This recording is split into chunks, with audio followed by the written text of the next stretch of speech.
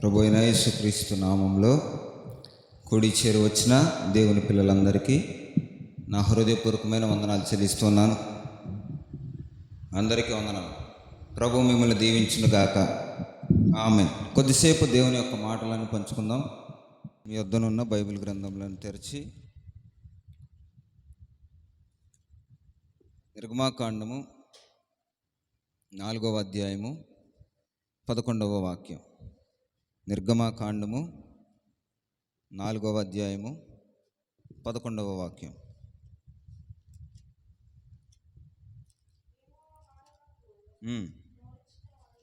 నోరిచ్చినవాడు ఎవడు? మూగవానినే కానీ, చెవిటి వానినే కానీ, దృష్టిగల వానినే కానీ, గ్రుడ్డి వానినే కానీ గుర్తించినవాడు, పుట్టించినవాడు ఎవడు? ఇక్కడ 4 విషయాలు దేవుడు మోషేతో మాట్లాడుతూ ఉన్నాడు. ఏమనంటే, నువ్వు ఇశ్రాయేలు ప్రజలను ఐగుప్తు దేశం నుంచి విడిపించుకొని పాలు తేనెలు ప్రవహించేటువంటి దేశానికి నడిపించుకొని రావాలి. అయితే నువ్వు చేయవలసిన పని ఏంటంటే, నువ్వు కాస్తున్న మందను విడిచి, అంటే నీ మామయ్య అయిన రెగుయేలు తను చేస్తున్న ఆ యొక్క గొర్రెల మందను విడిచి నేను చూపించబో దేశానికి నువ్వు వెళ్ళి ప్రజలను తోడుకొని రావాలి అని దేవుడు మాట్లాడుతూ ఉంటే, ఆయన అంటాడు, నా వల్ల కాదు ప్రభువా, నాకంటే ముందు పుట్టిన అహరోను ఉన్నాడు, ఆయన చాలా బాగా మాట్లాడగలుగుతాడు అని అన్నాడు. అంటే అప్పుడు దేవుడు అంటున్నాడు, మూగవానికే కానీ, లేకపోతే ఏ బలహీనత కలిగిన వాడైనా కానీ, అందచందాలు కలిగిన వాడు కానీ, డబ్బున్నవాడు కానీ, లేనివాడు కానీ, వాళ్ళందరినీ పుట్టించిన వాడును యెహోవానైన నేనే కదా అని అన్నాడు. ఇక్కడ మన అంశం ఏంటంటే చెవి. అంటే ఇక్కడ చెవిటి గలవాడిని కూడా పుట్టించినవాడు దేవుడే. మరి చెవులుండి కూడా నువ్వు ఎందుకు వినట్లేదు అని మోషే గారిని చిన్నగా ప్రశ్నించినట్లు మనకు అక్కడ కనబడతా ఉంది.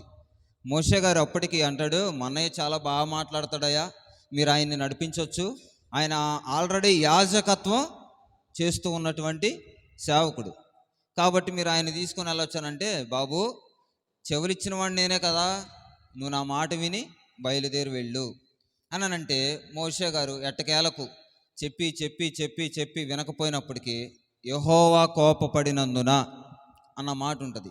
అంటే యెహోవా కోపపడే వరకు కూడా ఈయన ఏం చేశాడు? మాటను వినలేదు. అంటే చెవులున్నప్పటికీ వినకపోవడానికి గల కారణం ఏంటనంటే, గడిచిన దినాల్లో మనం చూసాం, వారి యొక్క మనస్సులు, వారి యొక్క హృదయాలు క్రొవ్విన చేత. అంటే చాలాసార్లు ఈ వేదిక మీద మాట్లాడంటే గర్వం. ఎవరు మాట్లాడినా గర్వం గురించి ఎక్కువ చెప్తూ వచ్చారు. గర్వించిన వారికి దేవుడు అనపశక్తుడని, గర్వించిన వారు నెబుకద్నెజరు వలె గడ్డి మేశారని, అంటే హృదయం గర్వం కూడా వచ్చిందని ఇలా మాట్లాడుకుంటూ వచ్చిన సందర్భాలు చాలా ఉన్నాయి. అయితే దేవుడు మాట్లాడుతూ ఉన్నాడు, ఇక్కడ వినకపోవడానికి గల కారణం ఏంటంటే, చెవులు సిద్ధంగానే ఉన్నాయి కానీ హృదయం సహకరించట్లేదు.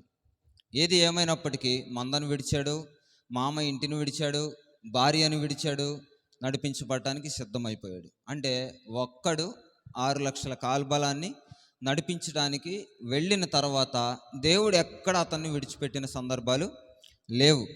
దేవుడు ఎక్కడ మాట్లాడకుండా ఉన్న సందర్భాలు లేవు. కొన్ని సందర్భాల్లో ఇశ్రాయేలు ప్రజలు దేవుడు రాకపోయాడు, మనం వెళ్దాం పదండి అని అంటే, దేవుని సన్నిధి మనతో రావట్లేదయా, మీరు ఇక్కడ ఆగిపోండి అని మోషే హెచ్చరించినటువంటి సందర్భాలు కూడా మనకి కనబడతా ఉన్నాయి. ఎన్నో మార్లు దేవుడు మనల్ని పిలుస్తూ ఉన్నప్పటికీ మనమే వినట్లేదు.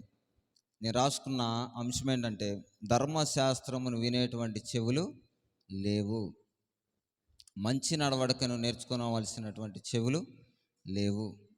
2వ మాట చూడండి, దీని గురించి కొంచెం ఉదాహరణ ఇస్తాను. సామెతలు 20వ అధ్యాయము 12వ వాక్యం. సామెతల గ్రంథము 20వ అధ్యాయము 12వ వాక్యం.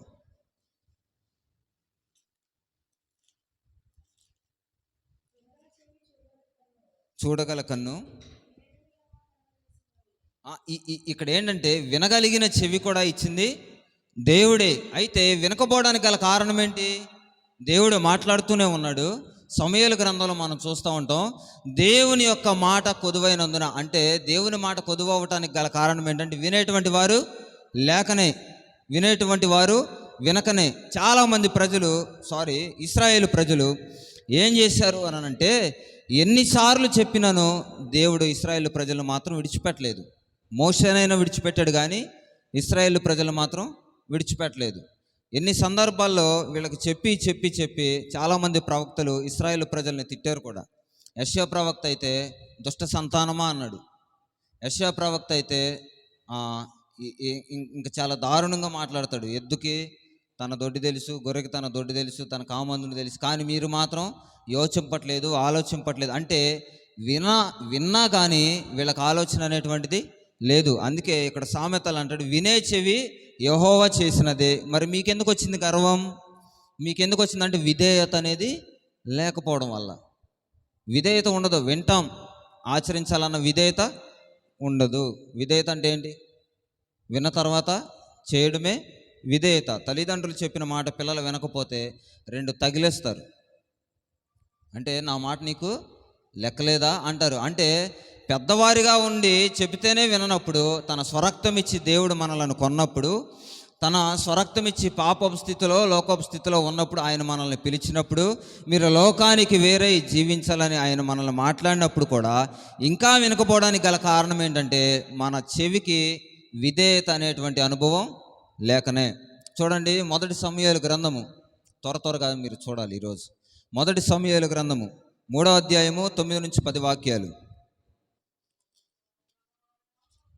1 సమూయేలు గ్రంథం 3వ అధ్యాయము 9-10 వచనాలు.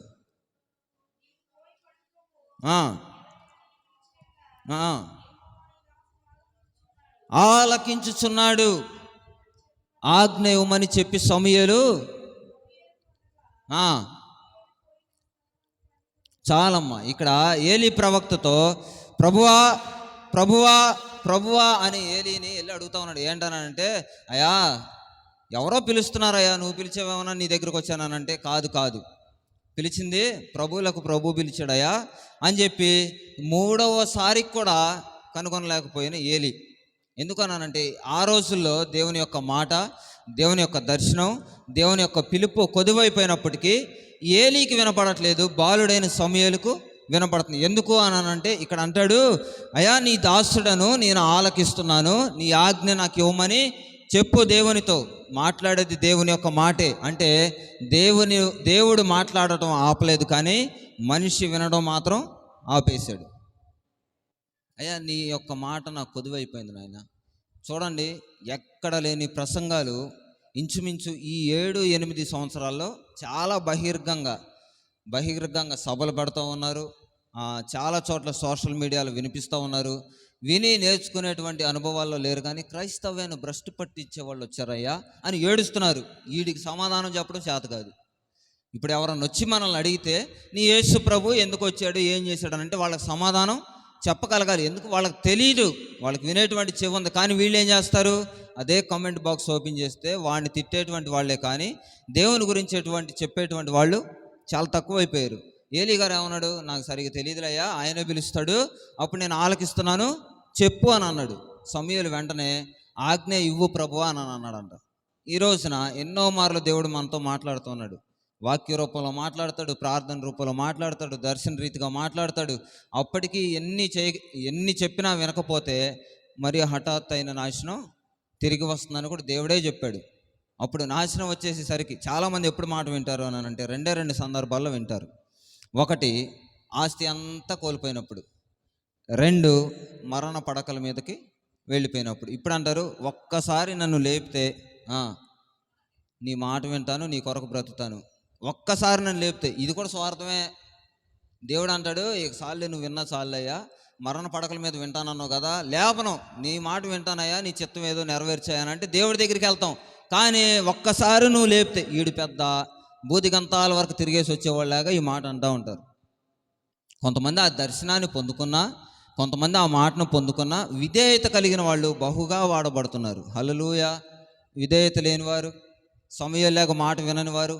సమూయేలు గురించి ఉంటుంది, తను ఉన్న దేశము చుట్టుప్రక్కల ప్రఖ్యాతిగాంచిన ప్రవక్త అని ఉంటుంది. అంటే ఖ్యాతి వేరు, ప్రఖ్యాతి వేరు. ఖ్యాతి అని అంటే సమూయేలు ప్రవక్త చాలా రాజులను అభిషేకించేటువంటి ప్రవక్త అని చెప్పుకోవచ్చు. కానీ ప్రఖ్యాతి అయితే ఆయన ఎక్కడున్నా రాజులను అభిషేకించేది ఆయన అని చెప్పుకునేటువంటి పరిస్థితికి వచ్చాడు.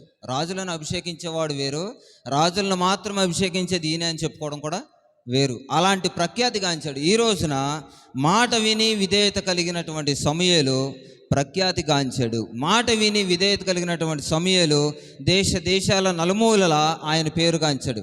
మాట విని విధేయత లేని మనము ఎలా ఉన్నాం ఒకసారి మనం ప్రశ్నించుకోవాలి.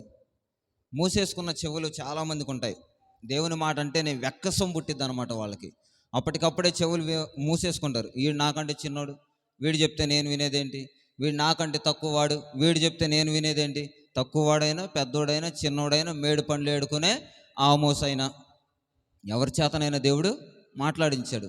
ఏ చదువు సంధ్యలు లేని అపోస్తలులు తన వాక్కులను విత్తి తన పరిచర్యను చేసి ఆయన కొరకు హతసాక్షులుగా చనిపోయారు. ఈరోజు చదువు వచ్చి సంధ్య వచ్చి అన్నీ తెలిసి ఏదో అంటారు కదా లోక సామెత, చదువుకున్న వాడికంటే వాడే మేలు అని అంటారు. ఎందుకనంటే వాడికున్న ఆలోచన వీడికి ఉండదు. ఈ రోజున చదువుకున్న వాళ్ళకంటే చదువు లేని వాళ్ళు చాలా స్పష్టంగా చాలా చక్కగా బుద్ధిగా ప్రేమగా విధేయత కలిగి మాట్లాడుతూ ఉన్నారు. చదువు ఉన్నవాడు వీడికి అన్నీ తెలుసని వీడు మాట్లాడే పోకిరి మాటలు మళ్ళీ ఇక్కడికి వచ్చి ప్రభువా నేను చాలా పాపిని నాయన నన్ను క్షమించు ప్రభువా అంటే ఇక్కడికి వచ్చేసిన తర్వాత ఏమొచ్చిందంటే ఫ్లేవర్ లాంగ్వేజ్ వచ్చింది. ఎక్కడ లేని నాలుగు మడత పెట్టి మాటలు ఇక్కడ వస్తాయి. బయట మాట్లాడేటప్పుడు మాత్రం సమాధానం ఉండదు, ఐక్యత ఉండదు, మనిషి బాధపడతాడు అనేటువంటి పరిస్థితి ఉండదు. కొంతమంది సెన్సిటివ్ హార్ట్ పర్సన్స్ ఉంటారు. ఎలా ఉంటారు, వాళ్ళని ఏదన్నా అన్న ముందు అలుగుతారు, మళ్ళీ వాళ్ళని ప్రేమిస్తే మళ్ళీ వెంటనే దగ్గరికి వస్తారు. చిన్నపిల్లల మనస్తత్వం కలిగిన వాళ్ళు చాలామంది ఉంటారు. మనం గమనించుకోవాలి, మన ముందెవరున్నారు వెనకెవరున్నారు, మనం ఎలా మాట్లాడుతున్నాం, పరిస్థితులు ఎలా ఉన్నాయని గమనించుకోవాలి. వినేటువంటి స్వభావంలో రెండు లక్షణాలు ఉంటాయి. వినేటువంటి స్వభావంలో రెండు లక్షణాలు ఉంటాయి. మొదటిగా వినకపోవడం వల్ల వచ్చేటువంటి పరిస్థితులు మనం చూస్తూ వచ్చాం. విన్నవారు విధేయత కలిగి ఉంటే సమూయేలులాగా ప్రఖ్యాతి గాంచాడు. మూసేసుకున్న చెవులు అంటే వినకపోవడం వల్ల వచ్చేటువంటి పరిస్థితి కూడా మనం చూద్దాం. ఇర్మియా గ్రంథం 6వ అధ్యాయం 10వ వాక్యం. ఇర్మియా గ్రంథము 6వ అధ్యాయము 10వ వాక్యం.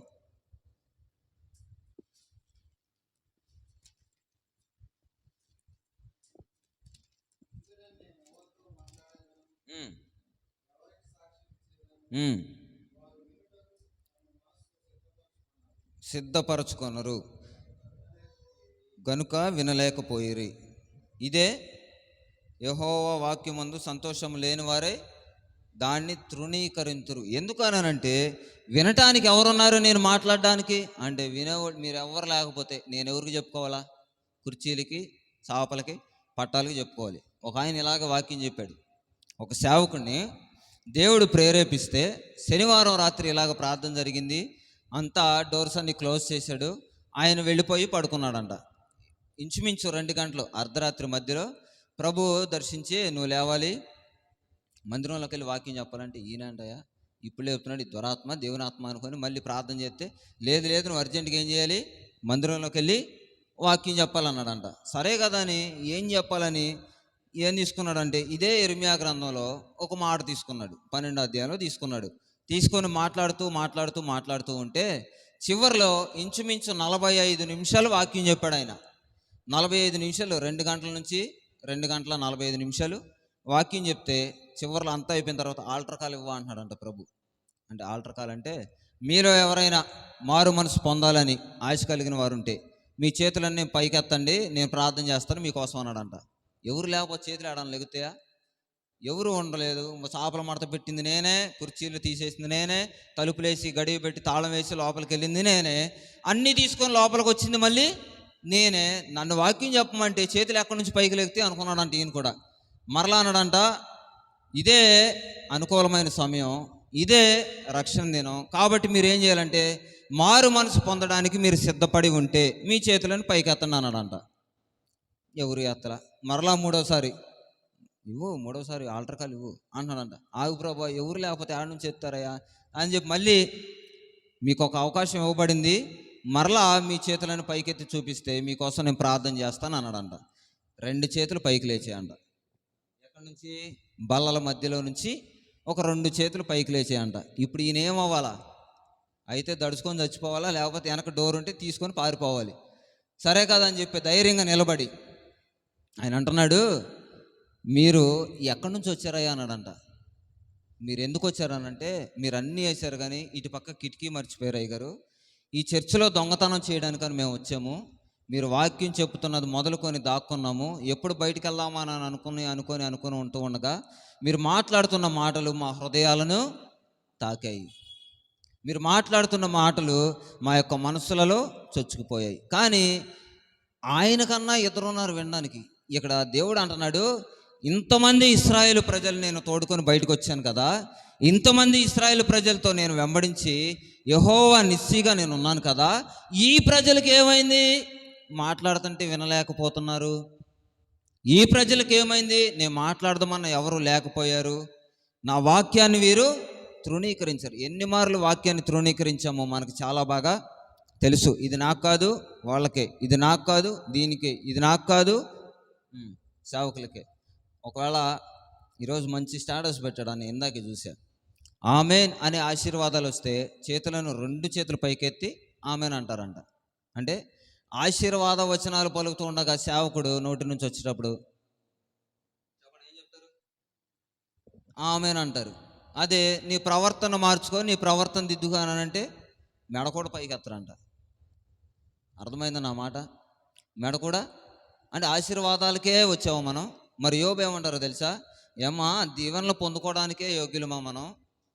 ఆయన ఇచ్చిన ఏదైనా మేలైందే మనకు చేస్తాడు కదా. రెండోసారి 2 అంతల మేలు. మీరు గమనించండి, యోబు గ్రంథం మీరు ఎప్పుడన్నా చదవాలని అనుకుంటే నేను ఒక టాపిక్ చెప్తాను, చాలా ఇంట్రెస్ట్గా చదవచ్చు. మొదటి అధ్యాయంలో శ్రమలు స్టార్ట్ అయ్యి మొదటి అధ్యాయం అంతా యోబు యొక్క పరిచయం ఉంటుంది. సాతాను వచ్చి సాతాను చేయవలసిన పనులన్నీ చేయడానికి ఇష్టపడుతుంది. అక్కడి నుంచి 39 అధ్యాయాలు 39 అధ్యాయాలు అన్నీ శ్రమలే, అన్నీ నిందలే, ఒంటి మీద రోగమే, భార్య వచ్చి హింసించిద్ది, స్నేహితులు వచ్చి బాధిస్తూ ఉంటారు. మరలా చివరి అధ్యాయంలో అక్కడ ఉంటుంది ఆనందం. అంటే మిగిలిన 38 అధ్యాయాలు ఏమున్నాయి? మొదట పుట్టినప్పుడు ఆనందం, పెరిగి పుట్టినరోజు చేసుకున్నాక ఆనందం, ఆడు ఎదిగిన తర్వాత మాంసం ముక్క తిన్నాక ఆనందం, ఆడు తిన్న తర్వాత తింటనే ఉన్నాడు, అయ్యో పని చేయట్లేదనంటే ఈడు పెద్ద యాదవ, ఈడు నా కడుపుని చెడబుట్టాడని అంటారు. అంటే ఈ సగ జీవితం అంతా ఏమైపోవాలా? నువ్వు పెరిగినప్పుడు బాగానే ఉంటావు, పుట్టినప్పుడు బాగానే ఉంటావు, ఎదిగొచ్చిన తర్వాత సంపాదించే సమయంలో సంపాదించాలి, తిండి పెట్టే సమయంలో తిండి పెట్టాలి. నేను తింటానే ఉంటాను అంటే ఏమనుకుంటారంటే తల్లిదండ్రులు కూడా, వీడు అనవసరం నా కడుపును పుట్టాడు, నేను వీడికన్నా బాగా పని చేస్తాను, ముసలినైనా వీడెందుకు ఇచ్చాడు దేవుడు నాకు అసలు అనుకుంటారు. అనుకోరా? మళ్ళీ వీడు చచ్చిపోయేటప్పుడు ఆనందం ఉంటుందంట. ఎందుకనంటే ఇన్నాళ్ళు తాగి లేకపోతే తిరిగి రూపాయి కూడా సత్య బాగున్నాను అంటారు ముందే, సావకు ముందే. అంటే మధ్యలో ఉన్న జీవితం చాలా విలువైనది. అందుకే చిన్నప్పటి నుంచి దేవుని యొక్క మాటలను మీ బిడ్డలకు నేర్పండి అని దేవుడు చెప్తా ఉంటే ఎవ్వరు నేర్పట్ల. వినేటువంటి చెవులు ఇశ్రాయేలు ప్రజలకి లేవు, వాళ్ళు మూసేసుకొని నాశనానికి నడిపించబడ్డారంట. యిర్మీయా చాలా భయాందోళన కలిగి చెప్తూ భయాందోళనలో నుంచి భయంకరమైన బాధలోకి వచ్చాడు. ఆయన ఏ ఒక్కరూ నా మాట వినట్లేదు. యిర్మీయా ప్రవచిస్తూ ఉన్నాడు ఈ మాటలను.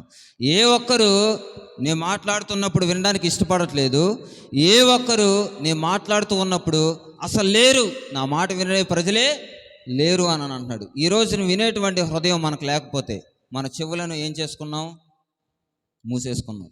మొదటగా వినేటువంటి చెవి అదేం సూచిస్తుంది అని అంటే విధేయతను సూచిస్తుంది. రెండవదిగా మూసేసుకున్న చెవి అది దేని సూచిస్తుందంటే నాశనమును సూచిస్తుంది. చూడండి చివరి మాట, జకర్యా గ్రంథము 7వ అధ్యాయము 11, 12 వచనాలు.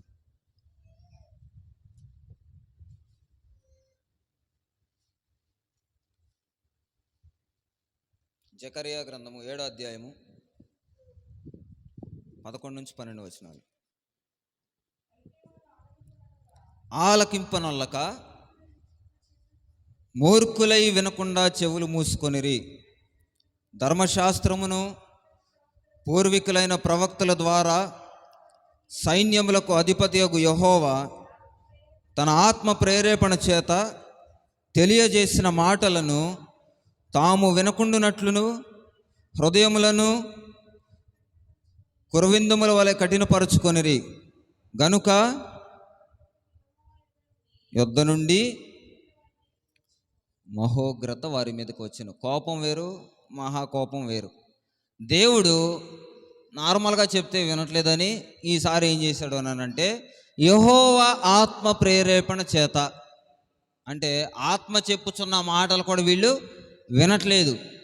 ముందుగా నడిపించబడుతూ వచ్చారు, ముందుగా సాగిపోతూ వచ్చారు, ముందుగా ఏ ఇబ్బందులు లేకుండా వచ్చారు.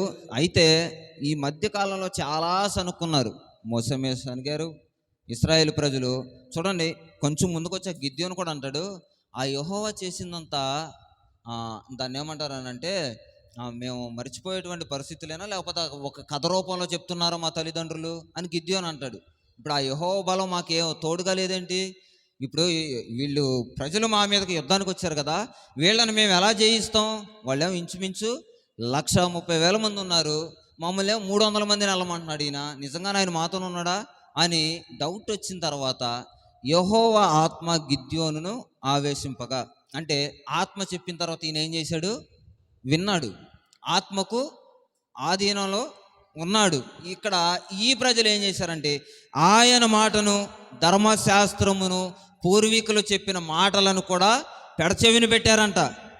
ధర్మశాస్త్రపు మాట వినేటువంటి వారు ఈ రోజున ఎవరు లేరు. అందుకనే దేవుడు అంటున్నాడు, యెహోవాకు ఆత్మచేత ప్రేరేపించబడి చెప్తున్న వీరి మనస్సులను, వీరి హృదయములను కఠినపరుచుకున్నారు కనుక మహా ఉగ్రత వచ్చింది అని అన్నాడు. జకర్యా గ్రంథం చాలా ధీటుగా సమాధానం చెప్పేటువంటి గ్రంథం. దేవుని యొక్క లేఖనాలను ముందుగానే, యేసుక్రీస్తు ప్రభువారి యొక్క రాకడను ముందుగానే, ఆ రాకడంటే పుట్టుక దినాలను ముందుగానే ప్రవచనాత్మకంగా చెప్పబడినటువంటి పుస్తకం. ఈ పుస్తకంలో అంటున్నాడు, ఇప్పటికీ మీరు మాట వినట్లేదు, మూర్ఖులై వినకుండా మీ చెవులను మూసేసుకున్నారు. మూర్ఖులు అంటే ఎవరనంటే, తమ హృదయాలను కఠినపరుచుకున్న వారే మూర్ఖులు. మనకు రక్షించబడిన వానికి సువార్త దేవుని యొక్క శక్తి అంట. రక్షించబడినా కానీ శక్తిని అనుభవించలేకపోతున్నామంటే మనలో ఎక్కడో మూర్ఖత స్వభావం ఉన్నది. ఎందుకు వినాలి నేను, ఎందుకు చేయాలి నేను? రాత్రి యవనస్తులు కూటానికి వెళ్తే ఇంచుమించు అన్నయ్య సేవా జీవితం ఎప్పుడో నాకు తెలియదు, కానీ ఆయన కూర్చొని వినాల్సినటువంటి పరిస్థితి అవసరం లేదు. చెప్పేటువంటి పిల్లలు చిన్నవాళ్లే కావచ్చు, యవనస్తులే కావచ్చు, ఎన్నిక లేని ప్రజలే కావచ్చు, కానీ ఎన్నిక చేసింది దేవుడని ఆయన నిలబెడితే వాళ్ళు చాలా చక్కగా మాట్లాడారు. అంటే సేవకులకు ఉండాల్సినటువంటి విధేయత ఆయన చూపిస్తే దేవుడు చేయాల్సినటువంటి కార్యాలు దేవుడు చేస్తాడు. మీరు వినకుండట్లేదు అని అంటే ఆశీర్వాదం కావాలన్నా మొదట మీరు ఏం చేయాలా? వినాలి. శాపవచనాలు కావాలన్నా, బిలాము శపించడానికి సిద్ధంగా ఉన్నప్పుడు బాలాకు ఏం చేశాడు? శపించు శపించు అని చెప్పాడా లేదా? శపించు శపించు అని అంటే గాడిద చేత చెప్పించినా ఈయన వినలేదు. అంటే అసలు గాడిద ఎక్కడ మాట్లాడిద్దండి?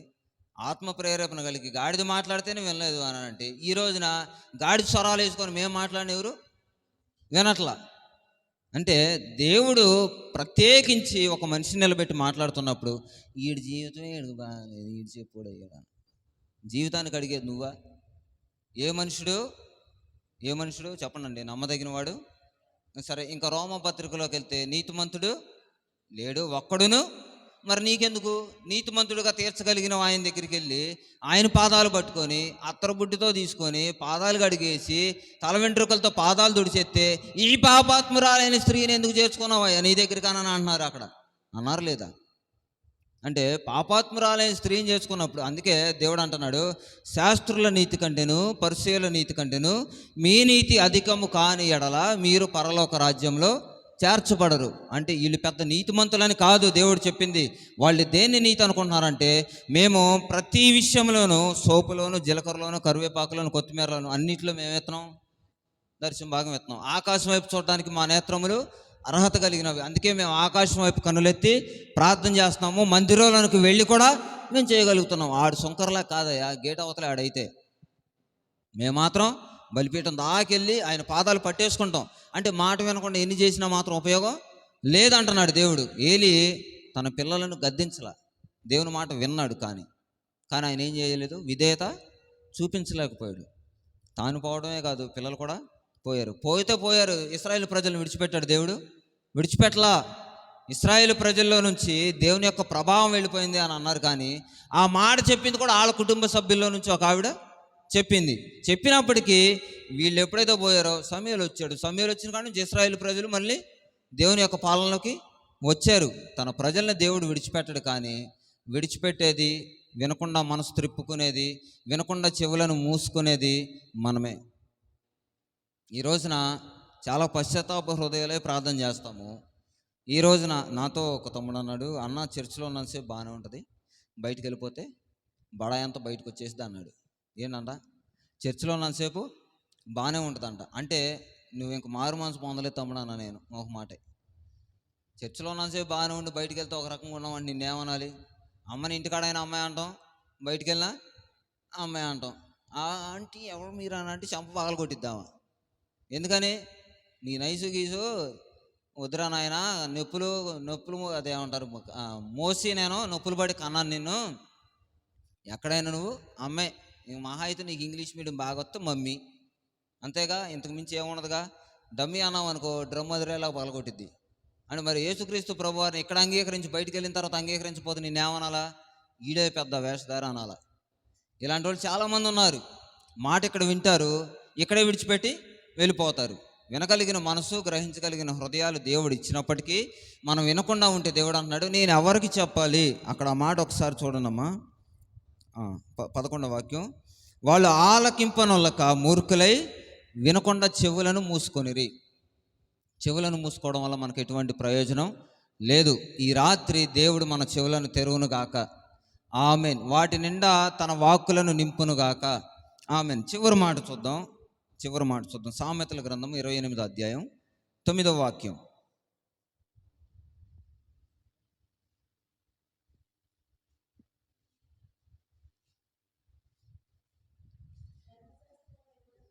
ధర్మశాస్త్రము వినబడకుండా చెవిని తొలగించుకొని హేయము. అంటే దేవుని యొక్క మాటలను వినకుండా పొలవమంటూ ప్రార్థనలు చేసిన మీ ప్రార్థన ఆయనకి ఏంటంట? హేయం అంటే అర్థం ఎవరికని తెలుసా? బాగా చెప్పాలి. హేయము అంటే అసహ్యము, ఇష్టం లేదు, రోత, అంతే కదా. హేయము అన్న పదానికి ఈ యొక్క పర్యాయ పదాలు వస్తాయి. ఈ దేవుని మాట వినకుండా, దేవుని యొక్క నడతనలో నడవకుండా, పరిశుద్ధత లేకుండా ప్రార్థన చేయటం వల్ల ఎటువంటి ప్రయోజనము లేదు. రాత్రి మగళ్ళలో ప్రార్థన చేస్తారు చాలామంది. నేను తప్పు అయితే అనట్లేదు. యాకోబు భక్తుడు కూడా ప్రార్థన చేసి చివరాఖరికి అంటాడు, ఇది కేవలం దేవుని యొక్క, చెప్పండి అమ్మా, ఆ స్థలానికి ఏం పేరు పెట్టాడు? అవును కదా, బేతేల్ అంటే దేవుని యొక్క, చెప్పండి, దేవుని యొక్క గవిని, దేవుని యొక్క సన్నిధి మాత్రం ఇక్కడ ఉన్నది. మిమ్మల్ని క్విజ్ పోటీలు తీసుకెళ్తే ఏం చేస్తారో కానీ తెలియదు. 10,000 ఇస్తారంటే చదివేస్తారు బైబిల్ మనకు. అవ్వవా ఏంటంటే ఆ స్థలములో ఉన్నది కేవలం దేవుని సన్నిధి అని చెప్పాడు. అంటే రాత్రంతా పెనుగులాడినా ఆయన పొందుకున్న అనుభవం ఏంటంటే తుంటె నరం విరగొట్టబడింది. ఎందుకు? అక్కడున్న లోపం అక్కడుంది. అంటే దాని మర్మం వేరైనప్పటికీ మీకు కొంచెం అర్థమయ్యేలాగా లోతుకు వెళ్లకుండా చెప్తా ఉన్నాను. మొదటైనా విన్నాడు, తర్వాత దర్శనాన్ని చూశాడు, చూసిన దాన్ని పాదాలు పట్టుకునేటువంటి అనుభవంలోనికి వెళ్ళాడు. అలాంటి పరిస్థితి పౌలయ్య గారికి కూడా వచ్చింది. ఆయన కూడా ఏం చేశాడనంటే యేసుక్రీస్తు ప్రభువారి గురించి విన్నాడు, చంపడం మొదలుపెట్టాడు. ఏంట్రా, యెహోవా దేవుడు కాకుండా ఇంకొక దేవుడు ఉన్నాడా? మీరందరూ ప్రార్థనలు చేస్తున్నారా? యేసునామంలో ప్రార్థనలా? యేసుక్రీస్తు ప్రభువారి దేవుడా? ఎవరు చెప్పింది? ఆయన ప్రవక్తే, లేకపోతే నలుగురు అనుకున్నట్లుగా ఆయన ఒక దేవుని యొక్క కుమారుడిగా పిలువబడుతున్నాడు, అంతేగాని ఆయన దేవుడు కాదనని ఈయన ఏం చేసేవాడనంటే, నేను చాలాసార్లు నాకు ఇష్టమైన మాట చెప్తా ఉంటా, ఇంటింటికి దూరి చంపేవాడంట. తర్వాత ఇంటింటికి బ్యాగ్ వేసుకుని వెళ్ళి వాక్యం చెప్పాడు. ఇంటింటికి దూరి ఎట్లా చంపాడు అలాగే ఇంటింటికి సువార్త ప్రకటించాడు. అపోస్తుల బోధ యందు నిలవండి, రొట్టె విరిచే క్రమంలో మీరు ఉండండి, ఎడతెగక మీరేం చేయాలా? ఈ క్రమాన్ని పాటించాలని అన్నాడు. ఎడతెగక మనం చేస్తున్నామా? హల్లెలూయా, చేయట్లా.